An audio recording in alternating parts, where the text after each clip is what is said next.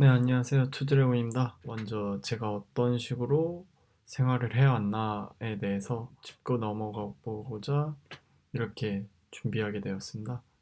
제가 성공을 한 스토리는 솔직히 이러한 배경들이 있었기 때문에 제가 꾸준히 성장해 올 수 있었던 것 같고, 그런 걸 통해서 이 블로그에 제 대학 생활에 대해서 모든 것을 남기진 않았지만 까지 2012년부터 3월 1일, 2014년 2월 28일까지의 그 사이의 기간을 잊어버리지 않기 위해서 이런 식으로 블로그 포스팅을 했고요. 그 포스팅한 내용들을 이제 제가 예전 생각을 덧붙이면서 한번 해보도록 하겠습니다. 그때 당시 이제 2년 동안 대학 생활을 했고, 이때 나이는 대학교를 입학하니까 20살이었습니다. 20살에는 이제 남들과 똑같이 수능을 끝나고 놀고 싶잖아요. 그 놀고 싶은 거를 이 학점은행제 동국대 전선원을 통해서 많이 놀았던 것 같고요. 대학생에 대한 그 로맨스라고 해야 되나? 그런 거를 이제 학점은행제 동국대 전선원에서 많이 즐기게 됐죠. 남들처럼 일반적인 뭐 정규 대학이 아니어서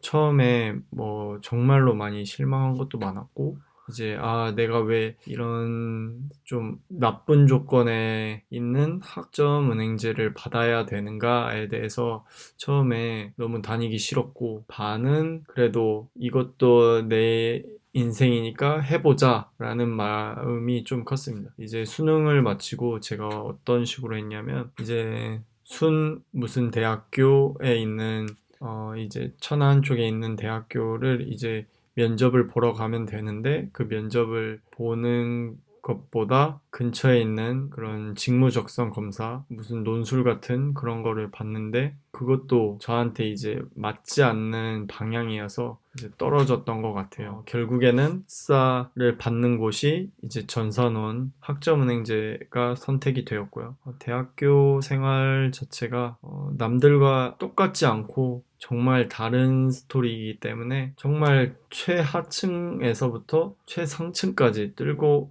올라온 스토리라고 생각하시면 될 것 같습니다. 그렇다고 지금 엄청 잘하는 것도 아니고요. 이제 그렇게 꾸준히 노력을 해왔기 때문에 여기까지 올 수 있지 않았나라는 생각을 하고 있습니다. 이제 그때 당시에 여기서 말한 것처럼 스펙타클한 인생이었고요. 이제 그때 생각에서는 2년 안에 쉽게 취득하는 학점을 이제 왜 나는 이렇게 꼬이게 되었을까? 이런 의문을 품고 스트레스 받고, 이러한 것들이 그때 당시엔 정말로 힘들었던 것 같아요. 왜냐면은 2년 안에 빠르게 취득해가지고 2년이 아니고 1년 반까지 해서 빠르게 학사 학위를 받도록 준비하고, 이제 반 학기는 대체로 편입 공부를 하는 스토리로 많이들 가거든요. 근데 저는 그 편입이라는 제도도 저한테 맞지 않았던 걸 수도 있고, 뭐 20살 초반이니까 어떤 선택을 해야 될지 전혀 모르기 때문에 일단은 하라는 대로 최선을 다했으면 됐지만 그것 또한 제대로 못하는 그런 상태였습니다. 그래서 일단 뭐 1학년 때는 뭐 말 그대로 수월하게 갔습니다. 뭐 수월하게 갔다는 말은 뭐 1학년 1학기에 독학사라는 1단계 시험을 보고, 그 다음에 행정관리사 3급이라는 일반 자격 시험, 그거는 이제 학점은행제에 필요한 20학점까지 최대 인정되는 그 일반 자격증이 있는데, 그 중 하나가 행정관리사였습니다. 행정관리사를 2급까지 따야 그래도 좀 더 빠르게 학위를 취득할 수 있는 길이 되기 때문입니다. 행정관리사 3급을 떨어진다는 건 정말로 어려운 일이라고 할 정도로 주변 사람들이 많이 붙는데, 저는 떨어지니까 이 정도로 내가 머리가 안 좋나? 뭐 어떤 상태로 내가 공부를 해야 되지? 뭐 이런 것 때문에 뭐런 상처가 많았고요. 이제 그때 생각은 역시나 고졸 후에 대학생 생활을 즐겨보자, 이런 마음이 가장 컸고, 뭐 공부도 당연히 못했겠죠. 그래서 이제 그 시험을 볼 때 뭐 컴퓨터 운용사라는 이제 자격증이 인정이 되는 그 운용사를 취득하게 되었죠. 컴퓨터 운용사는 대체로 비주얼 베이직 기반의 그런 자격증 시험이었고요. 그거는 이제 코딩을 하면 됐지만 코딩이 생각보다 뭐 클릭으로 쉽게 되는 거였고 되게 보기 간편하게 되어 있었어요. 그리고 이제 점 이런 거 자격증 수강을 들었기 때문에 생각보다 수월하게 합격했고요. 행정관리사 3급 또한 이제 1학년 2학기 때는 취득을 진짜 열심히 공부를 했던 것 같아요. 그리고 학점도 역시나 남들이 다 가지고 있는 B 정도로 유지를 하는 상황이었습니다. 처음에 왔을 때는 고등학교에서 컴퓨터는 진짜 잘한다고 생각하고 올라왔는데 B 정도밖에 유지를 못한다는 게 솔직히 내가 그만큼 공부에 흥미가 없나 싶을 정도로 많이 슬펐던 기억이 있습니다. 그래서 편입을 이때 당시엔 목표를 했으니까 좀 더 좋은 대학, 좀 더 좋은 정규 대학을 가고자 이제 계속적으로 공부하는 모습이죠. 내 미래는 이제 보안 분야로 무조건적으로 취업하고 싶었고, 그때 이제 보안을 가기 위해서는 해킹, 그리고 기술, 이런 툴들을 이용한 것들을 위주로 공부를 했었는데, 결국에는 기본 베이스가 되지도 않는데, 보안, 이런 식으로 공부를 한다는 것 자체가, 그때는 몰랐으니까 무조건 빠르고 흥미있게 직접적으로 보이는 거를 하고 싶어가지고 이런 식으로 많이 생각을 했던 것 같고요. 결국엔 이때 당시에도 느꼈던 게 많이 부족하고 미약한 사람이라고 좀 많이 생각한 것 같습니다. 왜 열심히 못했을까라고 생각을 하면 나에 대한 핑계, 그리고 가족에 대한 핑계, 지금 사회에 대한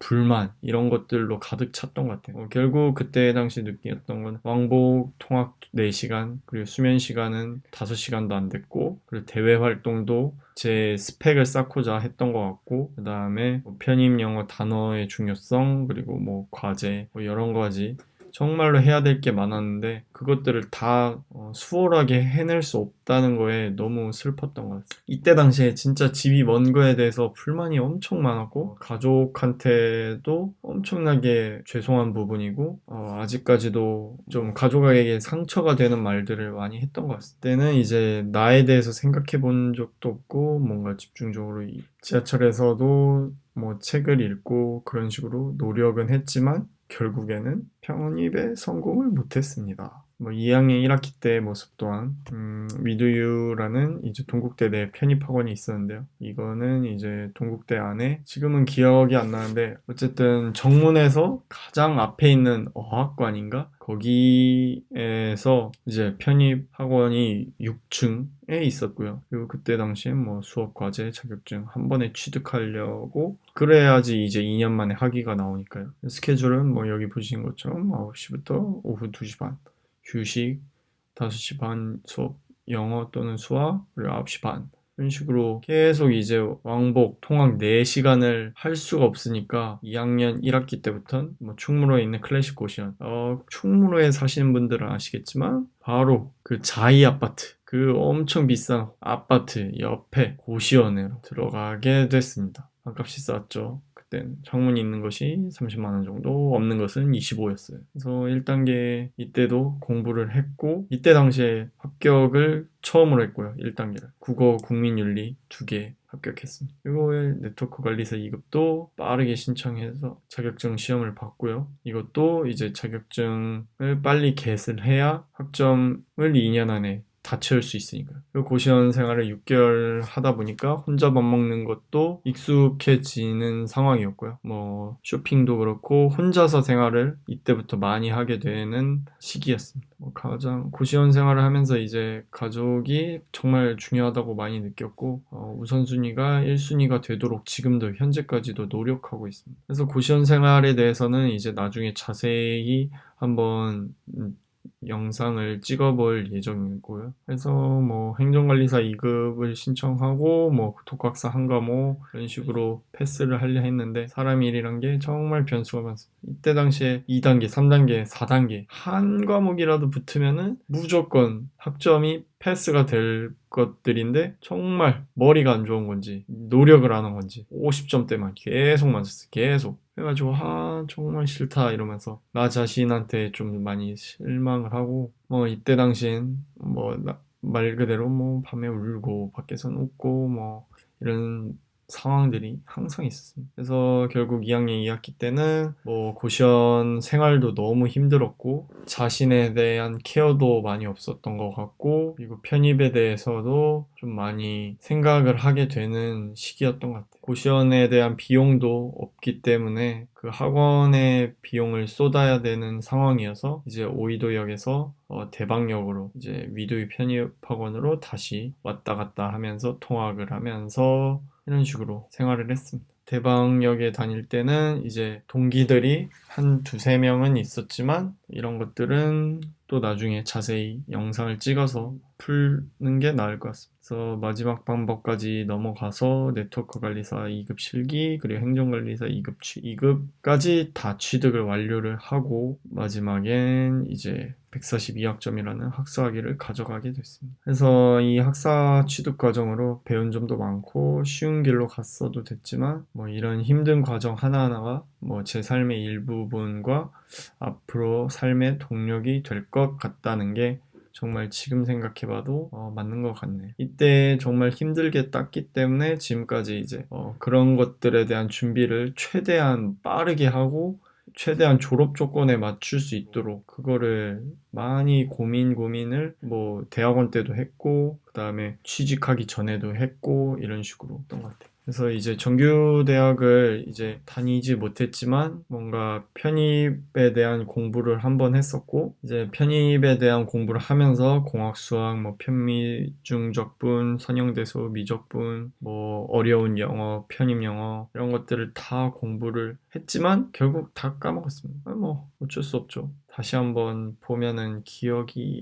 안 날 거예요. 그래서 이런 상태에서 이제 공군을 갈지 아니면 전산장교를 갈지 육군의 정보보호병을 갈지 뭐 이런 것들을 많이 고려하고 있는 상태였던 것 같습니다. 뭐 그때 온라인 강의는 휴넷사이버 평생교육원에서 듣게 됐고요. 이런 저의 이제 이런 스토리를 통해서 학점은행제도 이제 전산 장교까지 목표를 할 수 있고 그리고 학점은행제를 통해서 어느 정규 대학을 들어가는 과정이 있다는 것을 알릴 수도 있고 학점은행제를 통해서 다른 새로운 길로 대학원으로 갈 수 있는 방법도 있습니다. 이제 저는 편입을 도전도 했고 편입 도전했는데 저는 이제 결국 수능 형식의 그런 시험에는 맞지가 않아서 그런 실패를 맛보고 바로 군대로 갔습니다. 군대에서 이제 2년 동안 나는 무엇을 해야 될지 그리고 어디로 가야 될까 그리고 학점은행제로 취업을 할 수 있을까